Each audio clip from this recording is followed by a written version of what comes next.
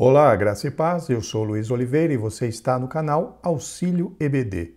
Estamos comentando a revista Lições Bíblicas Adultos da CPAD para o quarto trimestre de 2022. O título desta série de lições é A Justiça Divina, a preparação do povo de Deus para os últimos dias no livro de Ezequiel. O comentarista da lição é o pastor Ezequias Soares. E chegamos hoje, meus irmãos, à lição de número 11, que tem por título A Visão do Templo e o Milênio. O textuário da lição está no livro do profeta Isaías, no capítulo 6, versículo 13, e nos diz: E clamavam uns para os outros, dizendo: Santo, Santo, Santo é o Senhor dos exércitos, toda a terra está cheia da sua glória. Já a verdade prática nos ensina: ultraje à santidade divina traz destruição espiritual. A santidade de Deus é a expressão máxima de sua glória. A leitura bíblica em classe está no livro do profeta Ezequiel, no capítulo 43, versículos de 1 a 9. Acompanhe a leitura, por favor. Então me levou à porta que olha para o caminho do Oriente. E eis que a glória do Deus de Israel vinha do caminho do Oriente. E a sua voz era como a voz de muitas águas, e a terra resplandeceu por causa da sua glória. E o aspecto da visão que vi era como o da visão que eu tinha visto quando vim destruir a cidade. E eram as visões como a que vi junto ao rio Quebar, e caí sobre o meu rosto. E a glória do Senhor entrou no templo pelo caminho da porta, cuja face está para o lado do oriente. E levantou-me o Espírito e me levou ao átrio interior. E eis que a glória do Senhor encheu o templo. E ouvi uma voz que me foi dirigida de dentro do templo. E um homem se pôs junto de mim e me disse: Filho do homem, este é o lugar do meu trono e o lugar das plantas dos meus pés, onde habitarei no meio dos filhos de Israel para sempre. E os da casa de Israel não contaminarão mais o meu nome santo, nem eles nem os seus reis, com as suas prostituições e com os cadáveres dos seus reis nos seus altos, pondo o seu umbral ao pé do meu umbral e a sua ombreira junto à minha ombreira, e havendo uma parede entre mim e entre eles, e contaminaram o meu santo nome com as suas abominações que faziam. Por isso eu os consumi na minha ira. Agora lancem eles para longe de mim a sua prostituição e os cadáveres dos seus reis, e habitarei no meio deles para sempre. Segundo o plano de aula da revista, esta lição tem 3 objetivos. Primeiro, mostrar a revelação de Ezequiel após a restauração. Segundo, identificar o templo do milênio. E, por fim, terceiro, relacionar o templo do milênio com a santidade e a glória. Meus irmãos, depois de 2 semanas sem ter condições de gravar os vídeos, estamos de volta para estar convosco. Gostaria apenas de trazer uma rápida justificativa, pois realmente podemos dizer, nos últimos 40 dias, eu estou sobrecarregado com a questão do meu trabalho secular aqui. E essa sobrecarga justamente culminou nessas últimas 2 semanas, onde eu realmente não tive condições de gravar os vídeos para os irmãos. Eu continuo encarecidamente pedindo a vossa ajuda em oração para que o Senhor nos dê condições, queridos irmãos, de continuarmos com esse trabalho. E já quero agradecer a todos aqueles que se dispuseram a nos ajudar com as vossas orações. Que o Senhor venha a recompensar a cada um dos irmãos. A introdução nos diz: depois das visões e dos diversos discursos contra o templo e contra a cidade de Jerusalém em Ezequiel, os oráculos divinos, ou seja, as mensagens de Deus, substituem ameaças e castigos por bênçãos futuras. Conforme já citamos em lições anteriores, queridos irmãos, a parte final do livro do profeta Ezequiel trata justamente de restauração, trata de bênção, traz palavras que são palavras proféticas e escatológicas, porém palavras essas que tratam justamente da restauração de Israel, promessa de bênção, promessa justamente da instauração do governo, né, do reino milenal de Cristo, principalmente no que diz respeito a como será o templo, né, de Deus nessa época do milênio ali, que nada mais é do que o período de 1000 anos em que Cristo governará este mundo. Então a parte final do livro de Ezequiel trata justamente dessas mensagens proféticas e escatológicas, e nessa aula em específico vamos tratar justamente do templo que está ali descrito no livro de Ezequiel. Estudamos na lição passada a restauração espiritual de Israel, que o profeta anunciou para um futuro distante. Veremos a partir de agora o epílogo da revelação de Ezequiel. É longo e ocupa os capítulos 40 ao 48, mas o registro da volta da glória de Deus aparece depois da descrição do templo, sendo parte das promessas divinas de restauração. Então vejam que o comentarista menciona que nessa última parte, né, do livro de Ezequiel, principalmente tratando ali dos capítulos 40 ao 48, ele chama de epílogo. Epílogo é justamente a finalização, a última parte de um livro, a última parte de uma novela, de uma peça, e é justamente deste epílogo, ou seja, dessa última parte do livro que nós trataremos hoje, no que diz respeito, como o comentarista mencionou, da volta da glória de Deus a estar sobre o templo ali em Jerusalém. E aqui é importante nós mencionarmos a seguinte questão. Já estudamos em lições anteriores que, quando o tempo da longanimidade de Deus completou em relação a Deus aguardar o arrependimento de Judá e Jerusalém, no que diz respeito a se voltarem para Deus, a se arrependerem dos seus pecados, se converterem, se voltarem para Deus, os judeus não quiseram, não aceitaram as palavras dos profetas, tanto os profetas Jeremias quanto Ezequiel, enviados por Deus para exortar o povo à conversão, ao arrependimento, eles não aceitaram. E com essa recusa, né, com essa rebeldia, com essa dureza de coração dos judeus, o que aconteceu? O tempo da longanimidade de Deus se acabou e iniciou então o tempo do juízo. E nós estudamos em lições anteriores quando a glória de Deus sai do templo, simbolizando tão somente o afastamento de Deus em relação a Judá e em relação a Jerusalém. O que significava esse afastamento? Significava que, por conta da desobediência do povo de Judá, o povo judeu, né, o povo de Judá em Jerusalém, por conta da insistência deles em permanecer do pecado, e também por conta da rebeldia deles no que diz respeito a não aceitarem as palavras dos profetas, a glória de Deus se retirou do templo, significando ou mostrando, né, que Deus estava se afastando da nação, estava meio que abandonando a nação. Por quê? Porque o juízo de Deus estava para ser aplicado tanto ali na cidade de Jerusalém, incluindo também o templo, onde habitava a glória de Deus. A primeira situação foi a saída da glória de Deus do templo, e depois Deus liberou, né, o juízo através ali da guerra, através da destruição da cidade e do templo, pelas tropas ali do rei Nabucodonosor, o rei babilônico. E a lição de hoje trata justamente do inverso dessa questão. E que inverso seria esse? Naquele episódio, antes da destruição do templo de Jerusalém, a glória se foi. E nesta lição nós estamos estudando o que está anunciado no livro do profeta Ezequiel, que a glória do Senhor retornará, mas não retornará mais para aquele templo inicial, porque aquele templo foi destruído.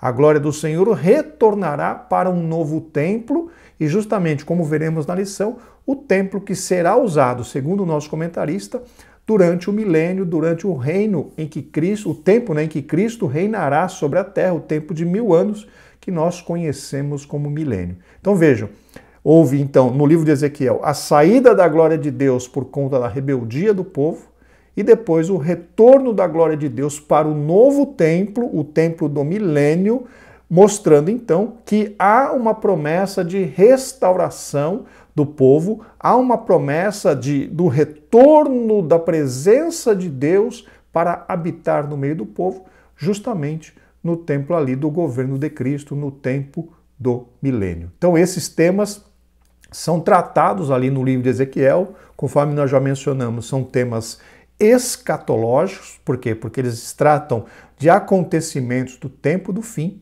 E conforme já mencionamos, é muito difícil para nós confirmarmos, né, e termos certeza de cada um desses detalhes, do que significam esses detalhes que nós encontramos ali no livro do profeta Ezequiel. Temos uma visão geral, porém é muito difícil se ter certeza absoluta do que significam todos os detalhes que são mostrados, que são anunciados ali no livro do profeta Ezequiel. A palavra-chave da lição é santidade. Chegamos ao tópico 1, que nos diz sobre o que vem depois da restauração. Essa parte da revelação de Ezequiel segue o mesmo padrão da sua experiência no início de sua vocação, que ocupa todo o capítulo 1. A linguagem é a mesma da visão do capítulo 8, quando o profeta foi levado em espírito para Jerusalém e para o templo. Vejam então, meus irmãos, que aqui o comentarista menciona, né, faz um comparativo de que a revelação que Ezequiel teve no final do seu livro foi semelhante à que ele teve no capítulo 1, ali na sua chamada, e também semelhante ao que aconteceu no capítulo 8 do mesmo livro de Ezequiel. Ou seja, todas essas revelações se deram através do arrebatamento de espírito que Ezequiel teve ali na presença do Senhor. Ou seja, temos essas similaridades. O que significa similaridades? Temos essas situações que se comportam de maneira similar, de maneira muito parecida, principalmente no que diz respeito ao arrebatamento do profeta, para que lhe fossem reveladas estas verdades da parte de Deus. Subtópico 1, a porta oriental do templo. Os capítulos 40 a 42 descrevem o complexo do templo com suas áreas, espaços e dimensões, mas só no capítulo 43, versículos de 1 a 12, que a glória de Deus aparece. Queridos irmãos, quando vemos o modo como Deus trabalhava, principalmente no Antigo Testamento, nós vamos entender que quando há, ou para que haja um processo de restauração, a primeira ação de Deus se dá justamente na restauração física, na restauração daquilo que é visível, para depois acontecer uma restauração ou uma visitação na parte espiritual. No que diz respeito, por exemplo, à construção do tabernáculo, Deus deu a Moisés o plano, né, o projeto do tabernáculo, tanto a parte da tenda quanto a parte de todos os utensílios que deveriam estar ali dentro. Moisés mandou que Oliabe e Bezalel construíssem a cada um daqueles componentes. O tabernáculo foi montado ali no deserto, ou seja, a parte física, a parte palpável foi montada, e no momento da consagração é que houve então a manifestação da glória de Deus ali. Quando nós tivemos a construção do templo ali por parte de Salomão, aconteceu exatamente da mesma forma. Primeiro o homem providenciou a parte física, para que depois Deus confirmasse com a sua glória, confirmasse com a sua presença ali no ato da consagração. E no que diz respeito aqui a essa passagem de Ezequiel que nós estamos tratando, de 40, né, do capítulo 40 em diante, o comentarista menciona que primeiro, né, é citado a questão do templo, ou seja, é preparada a questão física, é preparada a questão palpável, para depois Deus encher aquele templo com a sua glória. Então, isso que aconteceu, esse tema que nós estamos tratando, ele obedece então uma sistemática que nós já encontramos em outras partes da Bíblia Sagrada. Primeira, a ação, vamos dizer assim, visível para montar, para preparar o local para a habitação de Deus. E depois que este local já está preparado, Deus se manifesta derramando a sua glória. E conforme mencionamos, aconteceu isso por 2 vezes. E agora aqui no livro de Ezequiel, obedece também a mesma sistemática. Primeiro, é mostrado o templo físico, né? Na realidade, o que Ezequiel viu foi uma visão do que aconteceria, mas de qualquer forma, a primeira coisa que foi revelada foi a área, né, como seria o templo, conforme o comentarista mencionou, com as suas áreas, espaços e dimensões. E depois que o templo foi revelado, aí sim a glória de Deus é enviada, a glória de Deus aparece para encher aquele templo. Na descrição do templo, Ezequiel é levado à porta que olhava para o caminho do Oriente. Quando se refere ao retorno da glória de Deus, o profeta volta a falar dessa mesma porta. A intenção do Espírito Santo é fazer o destinatário original desses oráculos lembrar que quando a glória de Deus se afastou da casa de Deus, foi em direção ao Oriente e que o seu retorno será pelo mesmo caminho. Aqui faz muito sentido, meus irmãos, essa questão, porque se a glória do Senhor saiu do templo ali em Jerusalém e rumou no sentido do Oriente, no sentido do leste, nada mais lógico de que quando houvesse uma restauração, como nós estamos vendo aqui no livro de Ezequiel, a glória voltasse pelo mesmo caminho. E isso nos mostra que Deus se utilizou de uma analogia, né, de uma comparação muito importante. A glória saiu e foi para o leste. Na restauração, a glória veio do leste, vindo da direção leste e voltou para o seu lugar original. Nós sabemos, conforme mencionamos, que o templo não será o mesmo, o templo será outro, um novo templo usado ali na época do milênio. Mas vamos dizer assim, um comparativo interessante. A glória saiu e foi para o Oriente, né, para o lado leste, e quando teve a restauração, a glória veio justamente do lugar para onde ela tinha ido. E isso, meus irmãos, pode significar o quê? Pode significar a intenção de Deus de reverter uma situação onde o Senhor se afastou de alguém. Por quê? Porque este alguém se rebelou contra o Senhor, este alguém se recusou a se arrepender, este alguém se recusou a se submeter à voz do Espírito Santo, mas que, se houver depois o arrependimento genuíno, haverá sim possibilidade de restauração. Por quê? Porque se o Espírito saiu e foi para o Oriente, no momento da restauração, o Espírito voltará pelo mesmo caminho por onde ele foi, significando então que Deus é poderoso para restaurar todas as coisas. Subtópico 2, 3 observações importantes. Observe que a glória de Deus vinha do caminho do Oriente. Quando Ezequiel recebeu a incumbência de anunciar a destruição do templo e a queda da cidade de Jerusalém, ele viu o afastamento da glória de Javé para o Oriente, como sinal de sua retirada do meio do povo. Justamente aquilo que eu mencionei. A glória do templo saiu e foi para o Oriente, para o leste, e quando da restauração, a glória justamente saiu do leste ou do Oriente, onde, abre aspas, ela estava, voltando pelo mesmo caminho para o templo, significando o quê? Uma restauração completa da presença de Deus naquele lugar. O profeta tinha visto isso na revelação inaugural. A terra resplandeceu por causa da sua glória.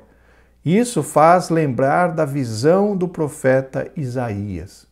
Queridos irmãos, sobre essa questão, né, que o comentarista pontua aqui, a terra resplandeceu por causa da sua glória, é muito importante nós nos lembrarmos que a glória de Deus está sendo, não é que está sendo, mas a glória de Deus ela é comparada com uma luz que ilumina tudo aquilo que está à sua volta.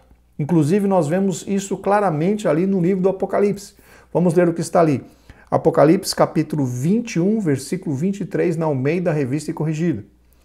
E a cidade não necessita de sol nem de lua, para que nela resplandeçam, ou seja, para que nela iluminem, porque a glória de Deus a tem alumiado e o Cordeiro é a sua lâmpada. Então percebam que no texto bíblico, a glória de Deus é comparada a uma luz que ilumina.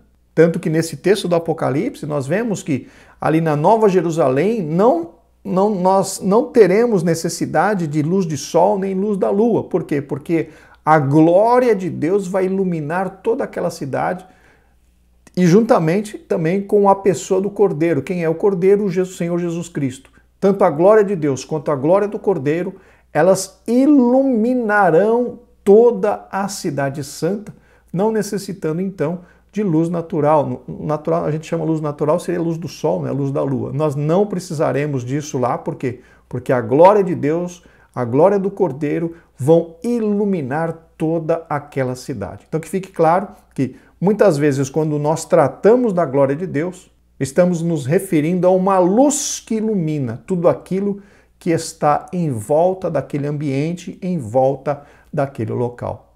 E essa luz resplandece, né? No texto bíblico fala resplandecer, ou seja, realmente iluminar de uma forma maravilhosa toda aquela área em volta ali de onde ela se manifesta, de onde ela está. A voz como de muitas águas é uma expressão metafórica para indicar o grande poder de Deus. Em relação a esse tema, meus irmãos, que como a voz de muitas águas, eu gosto de uma metáfora ou de uma explicação que o pastor Luciano Subirá apresenta, né, nas suas mensagens, porque quando ele fala, né, como a voz de muitas águas, ele está se referindo a quê? Ele está se referindo à autoridade e ao poder que a voz de Deus tem de sobrepor tudo aquilo que está ali ao derredor. Ou seja, Deus, na sua soberania, quando ele fala, a sua voz cobre todas as outras vozes que porventura possam ter sido liberadas, possam ter sido sussurradas naquele lugar, porque a voz de Deus cobre todas as outras vozes. E é justamente isso que o pastor Luciano Subirá fala. Ele já teve experiências, por exemplo, nas cataratas, né, das cataratas ali de Foz do Iguaçu. Quando uma pessoa chega próximo das cataratas, o ruído ali da água caindo, o ruído da queda d'água é tão alto que fica impossível, por exemplo, a pessoa ouvir outras vozes. O que a pessoa consegue ouvir é justamente a voz das muitas águas, a voz das cataratas, né, caindo, né, o ruído, o som das cataratas caindo, e é praticamente impossível alguém conversar, alguém ouvir a palavra, a voz do outro ali próximo das cataratas. Por quê? Porque o ruído da água caindo cobre todas as outras vozes. Eu achei uma metáfora bastante interessante, ou seja, assim, uma explicação bastante interessante essa do pastor Luciano Subirá em relação a essa questão específica da voz, né, de muitas águas. A voz de Deus, ela cobre todas as outras vozes. O poder de Deus cobre todos os outros poderes que possam existir na terra, justamente mostrando para nós que o nosso Deus é soberano, ele é maior do que todos os outros deuses, ele é mais poderoso, ele é o Criador, ele é o Santo, ele é o Sábio, ele é o Aleluia, ele é o Maravilhoso. Então, voz de muitas águas, justamente como menciona o comentarista, mostra o quê? O poder e a soberania de Deus sobre todas as outras coisas. Esse ser da visão do profeta como semelhança de um homem é o Messias pré-encarnado. Vimos a sua glória como a glória do unigênito do Pai, cheio de graça e de verdade, quando veio ao mundo na plenitude dos tempos. Aqui, meus irmãos, nada mais é do que a teologia chama de teofania.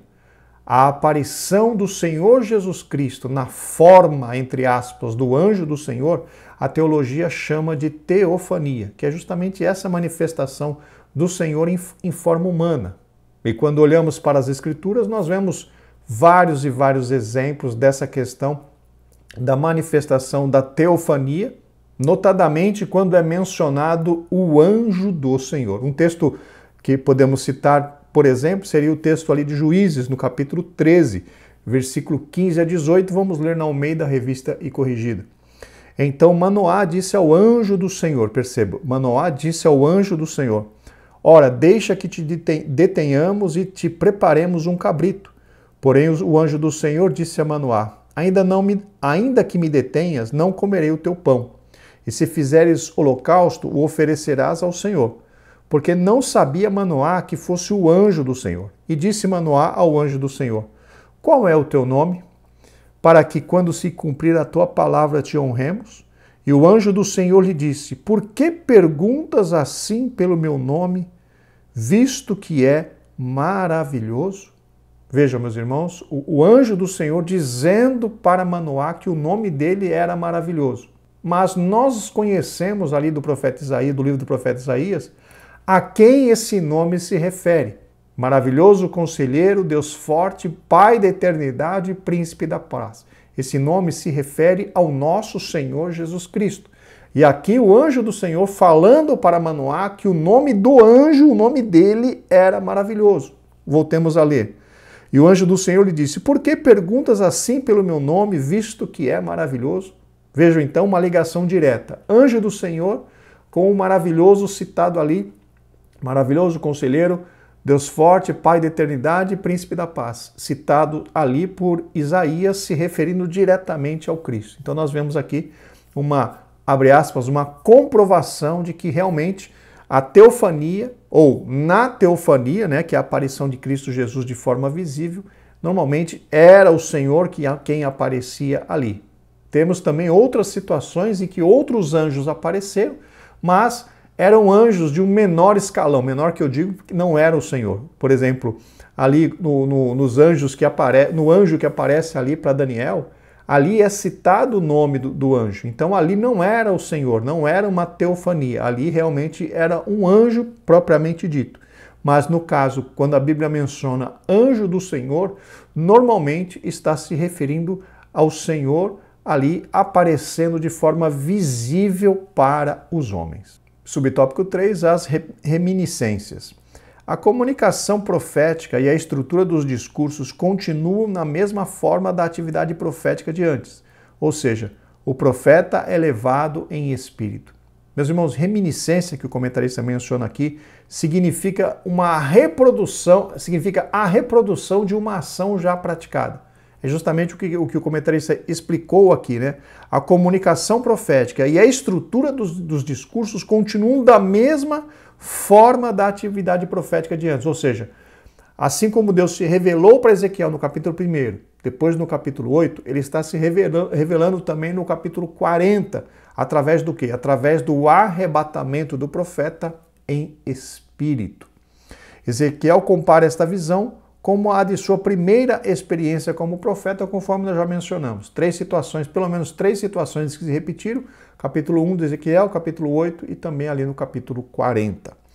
Estudamos na lição 4 que a glória de Javé se retirou do templo de Jerusalém como sinal da retirada da sua presença do meio do seu povo.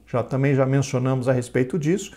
A retirada do Espírito, da glória de Deus do templo foi justamente sinalizando o fim ali do tempo da longanimidade de Deus, o tempo da paciência de Deus, para também anunciar que o juízo de Deus estava se aproximando sobre a cidade de Jerusalém, sobre o templo, que seriam destruídos por causa da rebeldia e da idolatria e das abominações cometidas por aquele povo. Depois de 14 anos da destruição da cidade santa, Ezequiel foi levado de volta em visão para Jerusalém. No ano 25º do nosso cativeiro, no princípio do ano, no 10º dia do mês.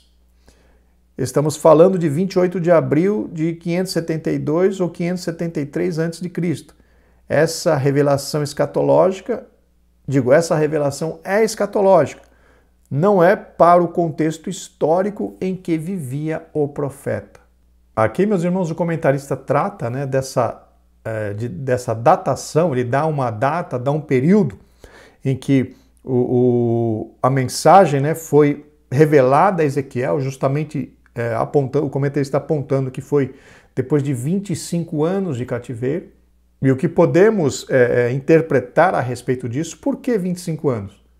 Talvez, meus irmãos, essa revelação fosse uma resposta ao clamor do povo por uma restauração da parte de Deus. A Bíblia mostra ali no livro de Salmos que os judeus ficaram desolados, muito tristes por causa desse exílio que Deus permitiu que acontecesse com eles, que eles fossem ali para a Babilônia. E estou me lembrando agora de um salmo, não lembro agora qual é o salmo, mas estou me lembrando de uma situação nos Salmos em que o salmista diz, né, que as pessoas que levaram os judeus cativos pediam para que eles cantassem hinos de Sião, ou seja, cantassem os hinos que eles louvavam a Deus enquanto estavam ali em Judá e em Jerusalém. Porém, eles não conseguiam, o Salmo fala mais ou menos alguma coisa mais ou menos assim: como poderemos entoar os hinos de Sião em terra estranha? Ou seja, isso mostra que eles estavam profundamente entristecidos porque haviam sido levados em cativeiro.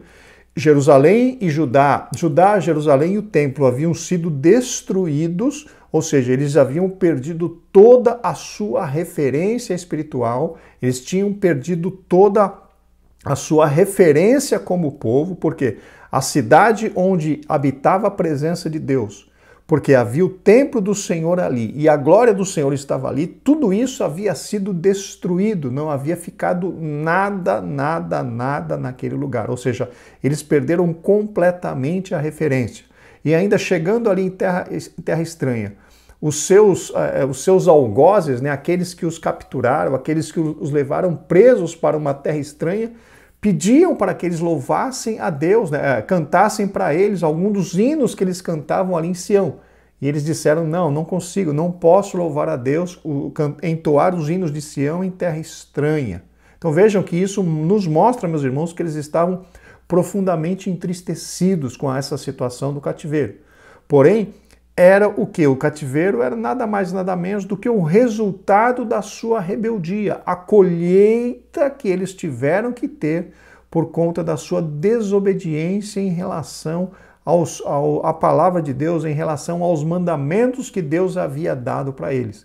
Então, com 25 anos de cativeiro, Deus usou Ezequiel para transmitir para eles palavras proféticas, palavras de restauração, palavras, quem sabe, para animá-los no que diz respeito a pensar: não, realmente Deus não nos desamparou totalmente.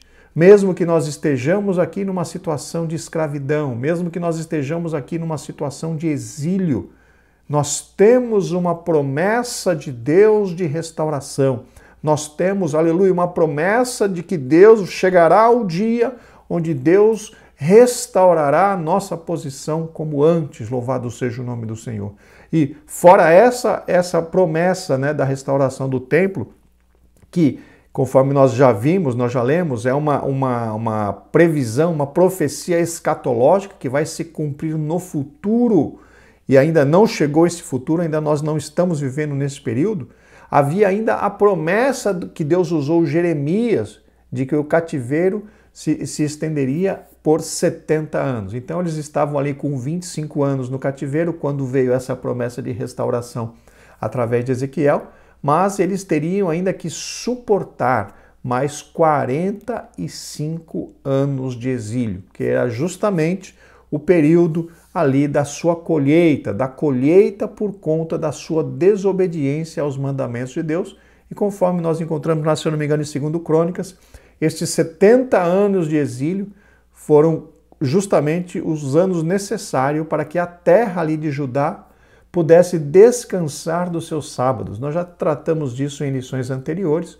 Até nisso, né, os judeus, os israelitas desobedeceram a palavra de Deus, desobedeceram aos mandamentos de Deus, não permitindo que a terra descansasse os seus sábados. Então Deus aproveitou ali o exílio da Babilônia para fazer com que se cumprisse ali os sábados, né, os anos sabáticos que a terra deveria descansar, e estes anos que a terra precisava descansar totalizaram ali 70 anos. Então este foi o tempo total do exílio ali do povo judeu em Babilônia.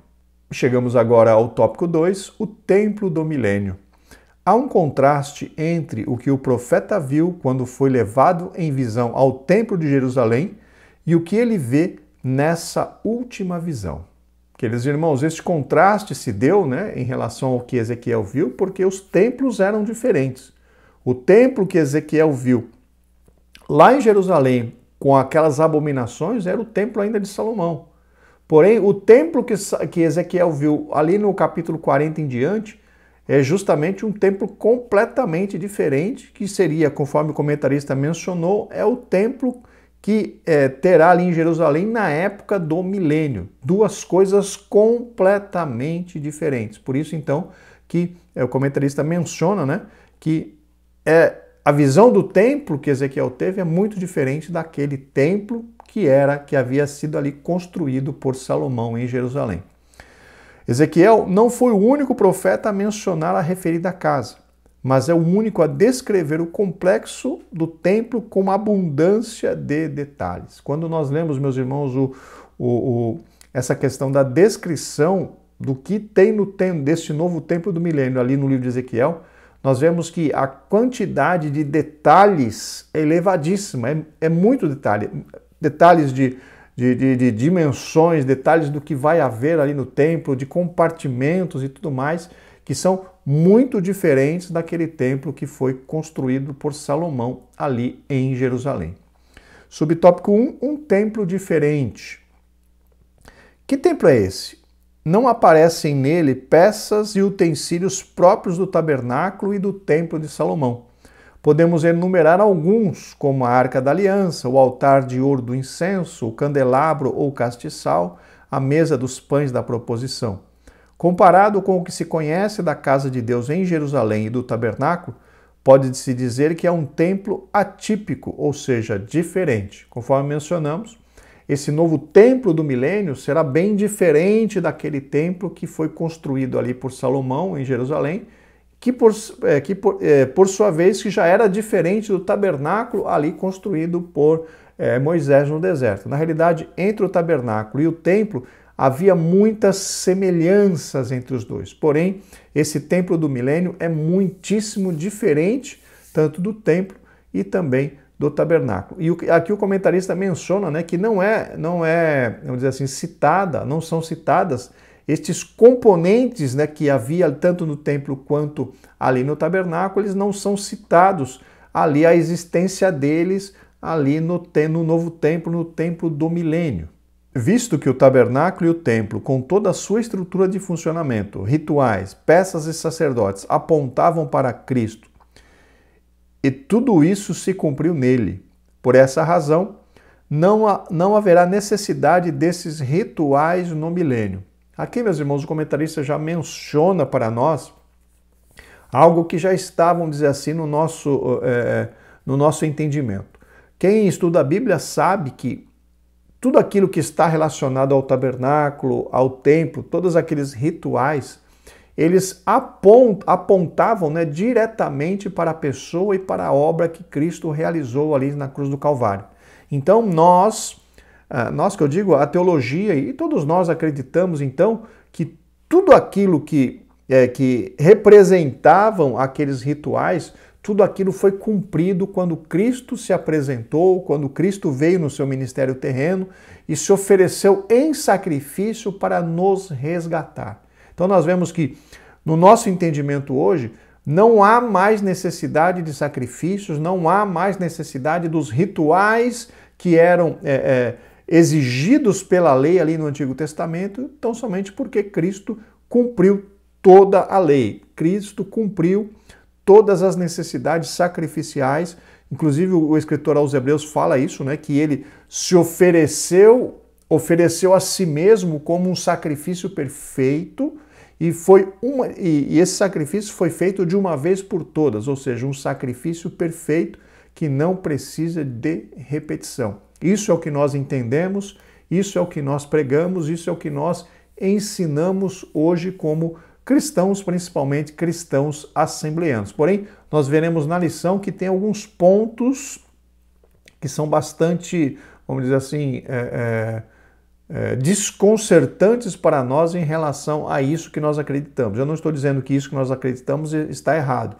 Não está errado porque, pelo que nós encontramos em outras passagens da Bíblia, é exatamente isso que Cristo fez. Cristo cumpriu todas as exigências da lei, realizando um único sacrifício de forma completa e perfeita, ou seja, não há necessidade de outros sacrifícios no que diz respeito a perdão de pecados, restauração e santificação. Subtópico 2, uma dispensação diferente. O último bloco do livro de Ezequiel, capítulos 40 ao 48, focam o novo templo, a nova adoração a Deus e a partilha da Terra Santa entre as tribos de Israel. Aqui, meus irmãos, eu gostaria de repetir o que eu já falei nessa lição e também já falei em lições anteriores. Essa parte final do livro, na verdade, todo o livro de Ezequiel é difícil de nós analisarmos assim nos pormenores, mas essa parte final se torna ainda mais difícil porque nós não temos assim a certeza absoluta no que diz respeito a cada um dos pormenores, a cada um dos detalhes mencionados ali, principalmente nessa parte final do livro, porque conforme eu mencionei, ela trata de profecias escatológicas, ou seja, profecias que vão se cumprir num tempo futuro que nós ainda não sabemos quando, no sentido de daqui a um mês, daqui a 2, não, nós não sabemos quando, nós sabemos que este novo templo, e aqui inclusive o comentarista menciona que este templo é o templo do milênio, para mim também é uma novidade, quando eu comecei a estudar essa lição, eu não tinha essa informação, eu não sabia dessa ligação que os teólogos fazem com o templo de Ezequiel, com o templo que haverá no milênio. Isso foi uma situação que eu aprendi durante esta lição, então tem bastante coisas ainda que nós estamos aprendendo e crescendo. Cada lição nós conseguimos agregar mais conhecimento, conseguimos aprender, conseguimos continuar crescendo no conhecimento da palavra de Deus. Então, essa questão do milênio, desse templo de Ezequiel ser o templo do milênio, para mim é uma novidade que eu aprendi durante esta lição. Mas, conforme mencionamos, existem muitos pormenores nessas revelações escatológicas, nessas profecias de cunho escatológico, que, para mim, talvez algum irmão ou irmã ou alguns irmãos possam se sentir confortáveis nessas análises, mas para mim isso é bastante complicado, bastante difícil, e eu não tenho coragem de fazer algumas afirmações porque eu não consigo comprovação escriturística para muita coisa. Então, nós certamente tiramos muitos pontos importantes dessas lições, mas no meu entendimento nós temos que ir com bastante cuidado no que diz respeito a fazer afirmações sobre essas profecias que encontramos aqui no livro do profeta Ezequiel. Tudo isso aponta para o milênio, o reinado de Cristo de 1000 anos, anunciado pelos profetas. Conforme já mencionamos, templo do milênio é o reino, o período de 1000 anos em que Cristo irá reinar aqui sobre a terra, depois ali que Satanás é preso por 1000 anos, conforme encontramos ali no livro do Apocalipse. Há muitas interpretações sobre o templo de Ezequiel. É extremamente difícil separar o literal do simbólico, conforme eu acabei de mencionar. É muito, muito, muito complicado. E quem está falando aqui é um dos maiores teólogos que nós temos na nossa igreja, pastor Ezequias Soares, uma pessoa que é bem aprofundada na questão do grego, do hebraico.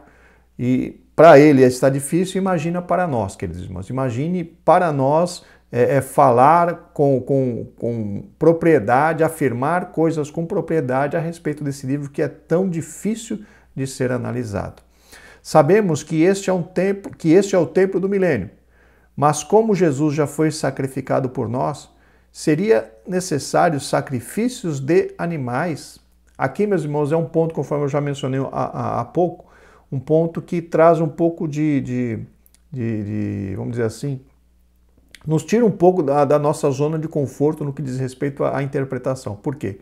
Porque, conforme eu mencionei há pouco, nós entendemos que o sacrifício de Cristo foi perfeito. Conforme eu mencionei, o próprio livro a Epístola aos Hebreus fala sobre isso, fala do sacrifício perfeito de Cristo. E por que, então, no livro de Ezequiel, fala que neste novo templo nós teremos, vamos dizer assim, haverá sacrifícios de animais?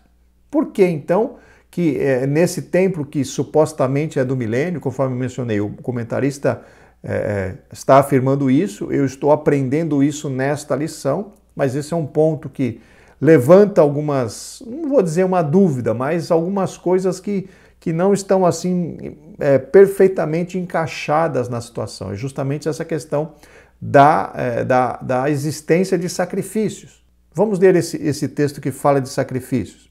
Está ali em Ezequiel, capítulo 43, versículos 18 a 20, vamos ler na Almeida Revista Corrigida.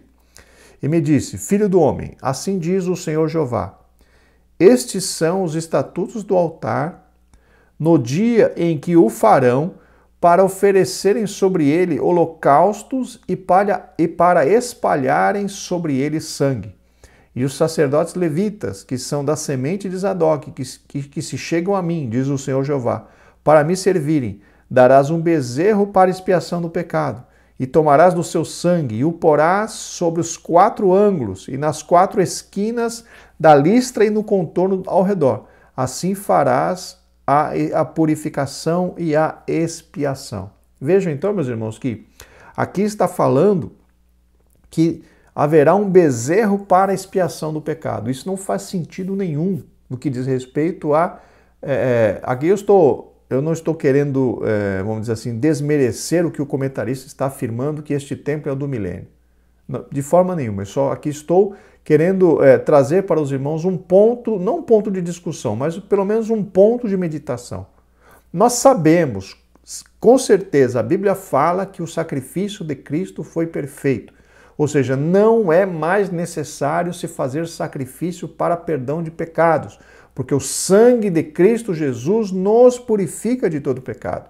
Já aqui em Ezequiel está dizendo, nesse texto que nós lemos, que darás um bezerro para a expiação do pecado.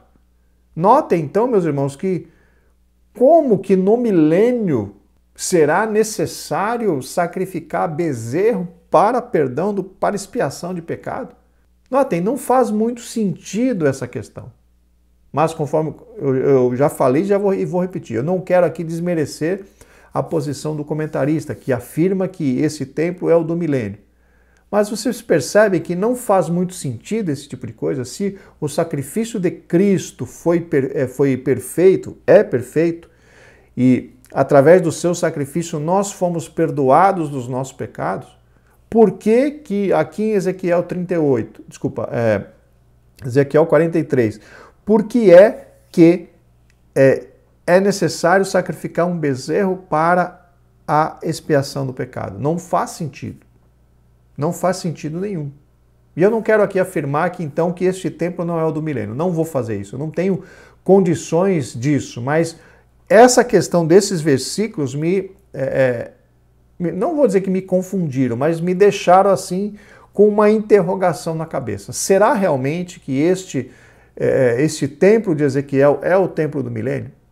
Eu não consigo ter certeza. O comentarista menciona, o comentarista afirma que é, mas por conta desses versículos de Ezequiel 43, eu não consigo ter certeza em relação a isso. Os irmãos fiquem à vontade em analisar da forma que desejarem, mas eu estou sendo assim bastante transparente e sincero no que diz respeito ao que eu encontrei nas Sagradas Escrituras. Isso realmente, esse ponto dos sacrifícios aqui, levantou uma grande interrogação na minha mente. Será realmente que esse templo será o templo do milênio? O incenso representa as nossas orações. O castiçal tipificava Cristo como a luz do mundo. A era messiânica será marcada pela presença real e literal de Cristo. Então vejam, aqui o comentarista menciona que o incenso representa as orações. Havia ali a queima de incenso no tabernáculo, havia ali a queima de incenso no templo de Salomão. Mas aqui o comentarista menciona que o incenso representa as orações, inclusive no Apocalipse nós vemos isso, pelo menos em duas ou três passagens do Apocalipse, ali está dito claramente que as orações dos santos ali, elas são colocadas junto com incenso diante de Deus e sobem como cheiro suave diante das narinas do Deus Todo-Poderoso. E aqui também menciona a respeito do que o castiçal tipificava Cristo como a luz do mundo. Ou seja, esses dois símbolos eram metáforas, né? Eram comparações, eram situações que apontavam para a vida de Cristo já lá no tabernáculo, já lá no templo de Salomão. E é dessa forma que nós cremos, é dessa forma que nós interpretamos todas essas questões simbólicas ali do Antigo Testamento, ali, principalmente no que diz respeito à parte dos sacrifícios, à parte dos rituais que eram, entre aspas, obrigatórios ali, tanto no tabernáculo quanto no templo ali em Jerusalém. Todos aqueles rituais apontavam diretamente para Cristo e para o seu ministério e para aquilo que ele realizou ali na cruz do Calvário para nos libertar, para pagar as nossas dívidas, para apagar os nossos pecados e nos fazer filhos e nos fazer participantes da família de Deus. Subtópico 3, um ritual diferente. Sem a arca da aliança, naqueles dias, diz o Senhor, nunca mais se dirá a arca do concerto do Senhor, nem lhes virá ao coração, nem dela se lembrarão, nem a visitarão. Isso não se fará mais. Ela não aparece no templo de Ezequiel, nem mesmo no templo de Zorobabel. Ela aparece pela última vez na Bíblia no reinado de Josias, ali em 2 Crônicas 35:3. Depois disso, a arca desapareceu completamente da história. Realmente, ali no Antigo Testamento nós não vimos mais menção da arca, não há mais menção da arca de Deus, onde ela está ou para onde ela foi, depois ali desse episódio citado pelo comentarista de 2 Crônicas 35:3. Porém, meus irmãos, há uma menção da Arca da Aliança lá no livro do Apocalipse. Porém, eu não tenho condições de afirmar que essa arca que aparece ali no Apocalipse é a Arca da Aliança que estava aqui na Terra, que ela foi arrebatada para o céu. Não existe situações, não existe comprovação, e se alguém levantar essa teoria, não dá para provar isso na Bíblia. Mas o certo é que há uma menção há a menção bíblica que há no céu uma arca da aliança. Vamos ler esse texto ali em Apocalipse capítulo 11, versículo 19. Vamos ler a Nova Versão Transformadora. Então se abriu no céu o templo de Deus. E dentro do templo foi vista a arca de sua aliança. Houve relâmpagos, estrondos e trovões, um terremoto e uma grande tempestade de granizo. Então veja que o livro do Apocalipse nos diz claramente, lá no céu existe uma arca da aliança, mas eu não consigo dizer, não tem como comprovar se aquela arca da aliança que está no céu é a que foi construída por Moisés, por Bezalel e Oholiabe ali no deserto. Não dá para comprovar. A arca de Deus foi arrebatada e está no céu. Não há comprovação em relação a isso. O que eu posso afirmar é que aqui no Apocalipse diz que no céu existe uma arca da aliança. É a mesma que Bezalel e Oholiabe construíram? Não sei. Não tem como afirmar, não tem como comprovar que é a mesma. Pode ser outra? Pode ser outra. Mas também não sei se é a mesma ou se é outra. O certo é que a Bíblia diz que no céu, inclusive esse texto diz que há um templo lá no céu. E dentro desse templo existe uma arca da aliança, a arca da sua aliança, como está aqui nesse texto. Conforme eu mencionei. É a mesma arca de Moisés que Bezalel e Oholiabe construíram? Não dá para saber. Eu só estou apresentando esse pequeno detalhe para os irmãos, que é justamente o que nós encontramos na palavra de Deus. Nada melhor do que nós basearmos a nossa fala naquilo que a própria palavra de Deus diz. A Arca da Aliança era o símbolo da presença de Deus e foi confeccionada pelos israelitas por ordem de Deus durante a peregrinação no deserto. Conforme mencionamos, a Arca de Deus foi construída sob orientação de Moisés por Bezalel e Oholiabe ali, enquanto eles estavam no deserto. Essa arca, ela foi construída justamente para que se pusesse dentro dela as duas tábuas da lei que foram ali confeccionadas por Moisés, e Moisés levou ali para o monte na segunda vez que ele subiu, onde ficou ali 40 dias, e Deus escreveu nessas duas tábuas que Moisés preparou, ali os 10 mandamentos. Então a arca foi originalmente feita para que dentro dela estivessem ali as duas tábuas da lei. E Deus se manifestava. A Bíblia menciona que Deus falava com Moisés do propiciatório que tinha em cima dessa arca. O propiciatório era como se fosse uma tampa que tinha ali sobre a arca, e sobre esse propiciatório tinha a figura de 2 querubins pequenos que ficavam ali sobre a arca. E a Bíblia menciona que Deus falava com Moisés justamente do meio desses 2 querubins, como se Deus estivesse ali assentado, ou ali a presença de Deus estivesse ali sobre os 2 querubins, no propiciatório sobre a arca, e era dali, a Bíblia menciona que era dali que Deus falava com Moisés.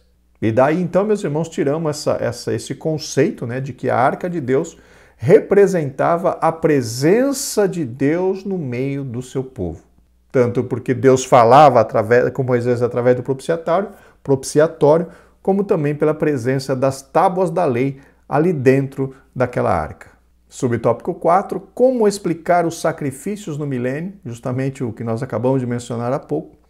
O ponto mais crucial da visão de Ezequiel é a descrição dos sacrifícios no sistema levítico, visto que o Senhor Jesus já cumpriu toda a lei, tornando sem efeito a eficácia do modelo mosaico, que é justamente o que acabamos de dizer. O apóstolo Paulo usa uma metafórica linguagem do sistema de sacrifício do Antigo Testamento para o culto e os serviços cristãos. Mas existem diversas explicações para os sacrifícios no milênio em Ezequiel. Uma delas, e a principal, considera o sacrifício como literal, como memória do sacrifício de Cristo, assim como a ceia do Senhor será celebrada no reino de meu Pai ou no reino de Deus. Aqui o comentarista apresenta uma explicação, né, sobre estes sacrifícios no milênio, mas eu continuo na minha mesma posição, meus irmãos. Eu não consigo versar, ou seja, eu não consigo me aprofundar neste tema porque eu realmente não consigo, não tenho conhecimentos para discutir sobre esse tema. O meu conhecimento é limitado, né, nessa questão e essa questão do sacrifício justamente levantou muitas dúvidas na minha mente e eu ainda não estou totalmente convencido que esse templo é justamente o templo do milênio, justamente por conta do sacrifício. Os teólogos têm as suas explicações, os teólogos têm aí, conforme o comentarista pontuou aqui, né, tem as suas teses, tem ali as suas ideias a respeito do que representam esse sacrifício, porém infelizmente, vamos dizer assim, eu fico com o pé atrás em relação a isso. Eu não consigo afirmar com toda a certeza que este templo ali de Ezequiel justamente é o templo do milênio. Por mais que o comentarista afirme, eu não consigo acreditar cegamente. Na verdade, eu tenho as minhas reservas em relação a isso. E os irmãos fiquem à vontade para acreditarem ou não, para aceitarem ou não. Eu não tenho condições de aceitar justamente por conta dessa questão do sacrifício. Mas os irmãos fiquem à vontade. O importante, meus irmãos, é frisar, é deixar claro para os irmãos que essa questão em particular não interfere na nossa salvação. Se você crê que o templo é do milênio, glória a Deus. Se você estiver em santidade diante de Deus, você vai para o céu. Se você não crê e estiver em santidade diante de Deus, você vai para o céu do mesmo jeito. Ou seja, essa questão de esse templo é do milênio, esse templo não é o do milênio, não vai interferir em nada na nossa salvação. Isso é só mais um conhecimento complementar, que não vou dizer para você que não tem importância, é sim de uma importância moderada, porém não interfere na questão da nossa salvação. As partes básicas, ou a parte mais importante do conhecimento bíblico, não há dúvida a respeito de salvação, a respeito de santificação, a respeito do nosso relacionamento com Deus. Já as questões escatológicas são questões muito complexas de se ter certeza em relação a isso, e essas condições escatológicas não interferirão na questão da nossa salvação, desde que nós permaneçamos fiéis a Deus, cumprindo aquilo que a palavra de Deus nos determina. Chegamos ao tópico 3, santidade e glória. Subtópico 1, a glória de Deus volta ao templo. O Espírito Santo levou Ezequiel para o átrio interior do templo, como havia feito anteriormente. Vimos isso na lição 4. Mas nessa ocasião, a situação do templo e dos seus adoradores era de completa apostasia com práticas abomináveis. Já mencionamos isso, já estudamos em lições anteriores e mencionamos isso também anteriormente. Aquele arrebatamento em espírito no qual Deus levou Ezequiel a Jerusalém, ao templo, era justamente uma situação diferente, onde Deus estava mostrando para Ezequiel as abominações cometidas pelo povo ali no templo em Jerusalém, coisas detestáveis. Eu me lembro que, se eu não me engano, na NVT, as abominações detestáveis, ações detestáveis que eles faziam ali para justamente provocar a ira do Deus Todo-Poderoso. Desta vez, o profeta viu que a glória do Senhor encheu o templo, ou seja, dessa última vez, ali a partir do capítulo 40 do livro de Ezequiel, Deus estava mostrando que a restauração da glória neste novo templo, neste templo que o comentarista menciona que é o templo do milênio, ou seja, duas situações completamente diferentes, conforme já mencionamos. A primeira, Deus levou Ezequiel ao templo em Jerusalém para mostrar as abominações, e essa segunda situação era Deus levou Ezequiel a esse novo templo para mostrar justamente promessas de restauração espiritual para o povo de Israel. Como aconteceu com Moisés na dedicação do tabernáculo a Deus e com o rei Salomão na inauguração do templo, consagrando-o a Deus. Já mencionamos também isso a respeito do quê? Quando Deus, o homem prepara a parte material, que seria a construção do tabernáculo e a construção do templo, sob as ordens de Deus, sobre a orientação do Todo-Poderoso, e depois Deus vem e confirma aquela obra através ali do derramamento da sua glória, que justamente significa a presença de Deus naquele empreendimento, naquele santuário, para confirmar que Deus está ali, que Deus justamente escolheu aquele lugar para a sua habitação. Inclusive, essa foi a mensagem que Deus deu para Salomão. Quando Salomão terminou de orar na dedicação do templo, Deus se manifestou para ele em sonhos, dizendo: olha, eu escolhi esta casa que você construiu para a minha habitação. Os meus olhos estarão atentos à oração feita nesta casa. Ou seja, Deus estava, além de Deus ter confirmado a consagração, trazido confirmação no momento da consagração através do derramamento da sua glória, porque a Bíblia menciona que a glória de Deus encheu o templo de forma que os sacerdotes não conseguiam se manter de pé. Depois disso, Deus ainda confirmou mais uma vez em sonhos, em visão para Salomão, dizendo: eu escolhi esta casa para ser a minha, vamos dizer assim, a casa de oração, para que eu habite nela com os filhos de Israel. Então nós temos aí justamente a confirmação. Nós temos em primeiro lugar a obra física e depois a atuação de Deus para confirmar exatamente o que aconteceu neste novo templo. Deus mostrou para Ezequiel o novo templo e depois que o templo pronto, de uma maneira figurada, Deus mostrou que o retorno da glória de Deus que vinha pelo caminho do Oriente, justamente mostrando uma situação de restauração completa. O retorno da glória de Javé significa a volta da presença de Deus no meio do seu povo, conforme já repetimos algumas vezes. Subtópico 2, a identidade do guia celestial. Na sua visão, Ezequiel viu no interior do templo um personagem, diz o profeta. Um homem se pôs junto a mim. Pelas características, tudo indica se tratar do anjo do Senhor, que é o próprio Javé, pois ele fala em primeira pessoa. Este é o lugar do meu trono e o lugar das plantas dos meus pés, onde habitarei no meio dos filhos de Israel para sempre. E os da casa de Israel não contaminarão mais o meu nome santo.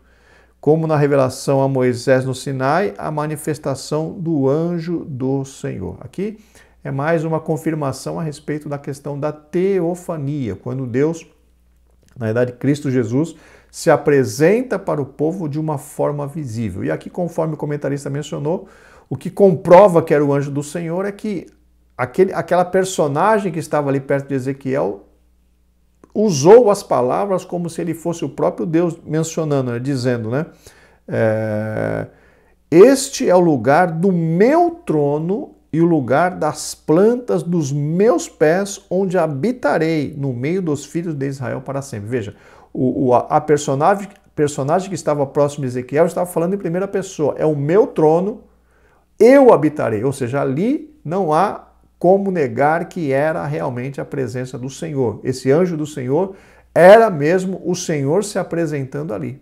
Ou seja, mais um caso que a teologia chama de teofania. Subtópico 3, santidade para sempre.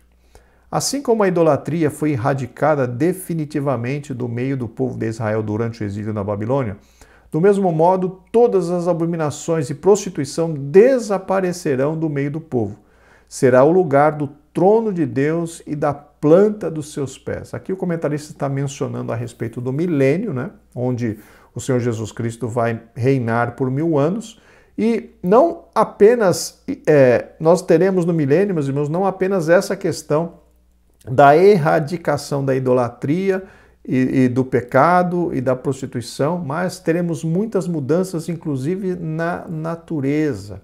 A Bíblia nos dá a entender que até os animais voltarão na sua condição iniciais, né? Aqueles animais que hoje nós temos como carnívoros, voltarão na condição iniciais de herbívoros, porque a Bíblia menciona lá no Gênesis que os animais, inicialmente, eles não eram carnívoros, eles eram herbívoros, até porque foi justamente por conta disso, o que é um herbívoro? Né? É um animal que come erva, que come mato, que come... que não come outros animais, mas sim come erva, alfafa, capim, grama, essas coisas. E foi justamente por eles serem herbívoros que Noé conseguiu ficar com eles dentro daquela arca por mais de 1 ano. Então percebam como Deus faz as coisas tudo perfeita. Depois do dilúvio é que houve uma mudança na natureza e Deus passou a permitir que o homem comesse carne, e nós entendemos também que depois do dilúvio os animais passaram a ser carnívoros, mas até então os animais eram herbívoros pelo que nós encontramos na Bíblia. E a Bíblia menciona que durante o milênio os animais voltarão a ter o mesmo comportamento. Vamos ler o que está ali em Isaías capítulo 11, versículos de 6 a 9 na Almeida Revista e Corrigida. E morará o lobo com o cordeiro, e o leopardo com o cabrito se deitará, e o bezerro e o filho do leão e a nédia ovelha viverão juntos, e um menino pequeno os guiará. A vaca e a ursa pastarão juntas, e seus filhos juntos se deitarão. E o leão comerá palha como o boi, e brincará a criança de peito sobre a toca da áspide, e o já desmamado meterá a mão na cova do basilisco. Não se fará mal nem dano algum em todo o monte da minha santidade, porque a terra se encherá do conhecimento do Senhor, como as águas cobrem o mar. Vejam então, meus irmãos, que aqui em Isaías 11 nós vemos que nessa profecia de Isaías trata justamente do milênio. O leão comerá palha como o boi, ou seja, o leão que é carnívoro hoje. Ele voltará a ser herbívoro, voltará a comer palha no reinado de Cristo, no milênio, que era justamente a situação inicial, como esses animais foram criados lá no Éden, né? Lá quando Deus criou a todos eles. Então vejam que até nessa questão, né, dos animais haverá essa grande mudança ali durante o reinado de Cristo, durante o milênio. A santidade de Javé é um dos seus atributos mais solenizados nas Escrituras. E no milênio nunca mais entrará coisa impura na cidade santa. Isso porque esta é a lei da casa. Sobre o cume do monte, todo o seu contorno em redor será santíssimo. Eis que esta é a lei da casa. Na realidade, meus irmãos, durante o milênio, né, o governo de 1000 anos de Cristo, este governo será marcado justamente pela justiça e pela santidade de Deus. Vamos fazer a leitura ali de Isaías, capítulo 11, versículos de 3 a 5, também na Almeida Revista e Corrigida. E deleitar-se-á no temor do Senhor, e não julgará segundo a vista dos seus olhos, nem repreenderá segundo o ouvir dos seus ouvidos, mas julgará com justiça os pobres, e repreenderá com equidade os mansos da terra, e ferirá a terra com a vara da sua boca, e com o sopro dos seus lábios matará o ímpio.